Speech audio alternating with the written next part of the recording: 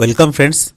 Kolkata metro যাত্রীদের যাতায়াত আরও মসৃণ ও সুবিধাজনক করতে প্রযুক্তিগত দিক থেকে অনেক এগিয়েছে। বিশেষ করে নতুন রুটের স্টেশনগুলিতে কাউন্টারের বদলে টিকিট ভেন্ডিং মেশিনের ব্যবহার বাড়লেও ভিড়ের সময় সেখানেও লম্বা লাইন চোখে পড়ে।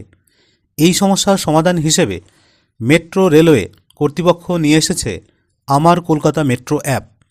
স্মার্টফোনে এই অ্যাপটি থাকলে আপনি বাড়িতে বসেই মুহূর্তের মধ্যে টিকিট কাটতে পারবেন। শুধু তাই নয়, কাউন্টারের টিকিটের তুলনায় অ্যাপে টিকিট কাটলে ভাড়ার ওপর বিশেষ ছাড়ের ব্যবস্থা রয়েছে। চলুন কিভাবে বিস্তারিত জেনে নিই। প্রথমে গুগল প্লে স্টোর থেকে আমার কলকাতা মেট্রো অ্যাপটি খুঁজে বের করে ইনস্টল করুন। এরপরে অ্যাপটি খুলে new user sign up here অপশানে যান। সেখানে আপনার নাম, মোবাইল নাম্বার এবং নিজের পছন্দ মতো একটি গোপন এমপিন দিন। সাইন আপ করার পর আপনার দেওয়া নম্বরে একটি 6 সংখ্যার ওটিপি আসবে। সেটি অ্যাপে দিয়ে ভেরিফাই করলেই আপনার অ্যাকাউন্টটি তৈরি হয়ে যাবে। রেজিস্টার প্রক্রিয়া কমপ্লিট হলে এরপর আপনার ফোন নম্বর এবং তৈরি করা এমপিন দিয়ে অ্যাপে লগ ইন করুন। ড্যাশবোর্ড থেকে বুক টিকিট অপশানটি বেছে নিন। আপনি কোথা থেকে কোথায় যাত্রা শুরু করবেন এবং কোথায় নামবেন তা নির্বাচন করুন। কতজন যাত্রী যাবেন তা ঠিক করুন। মনে রাখবেন, একটি স্মার্টফোন থেকে একটি টিকিটে সর্বোচ্চ 4 জনের যাত্রা বুক করা সম্ভব। Check route and train time এ ক্লিক করে ভাড়া ও সময় দেখে নিন। টিকিট নিশ্চিত করতে আপনাকে অনলাইনে পেমেন্ট করতে হবে।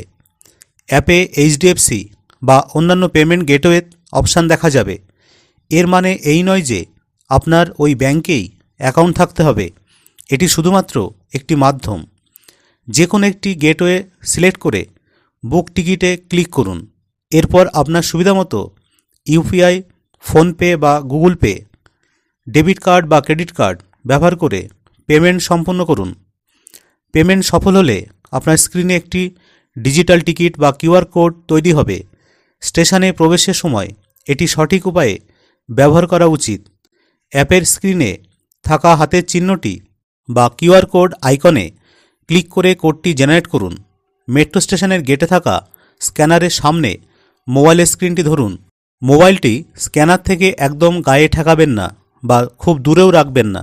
মোটামুটি 8 থেকে 9 ইঞ্চি দূরত্ব বজায় রাখলে স্ক্যানার দ্রুত কোডটি রিড করতে পারে এবং গেট খুলে যায়। অনলাইন টিকিট ব্যবহারের ক্ষেত্রে কিছু সীমাবদ্ধতা ও নিয়ম জেনে রাখা ভালো।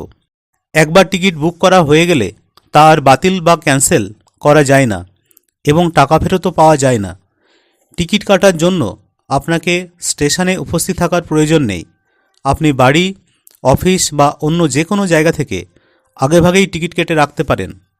প্রযুক্তির এই সুবিধা গ্রহণ করে আপনি যেমন নিজের সময় বাঁচাতে পারেন, তেমনি লাইনে দাঁড়ানোর ধকল থেকেও মুক্তি পেতে পারেন। যদি ভিডিওটি ইনফরমেটিভ মনে হয় তাহলে অবশ্যই লাইক, শেয়ার ও কমেন্ট করবেন। ধন্যবাদ।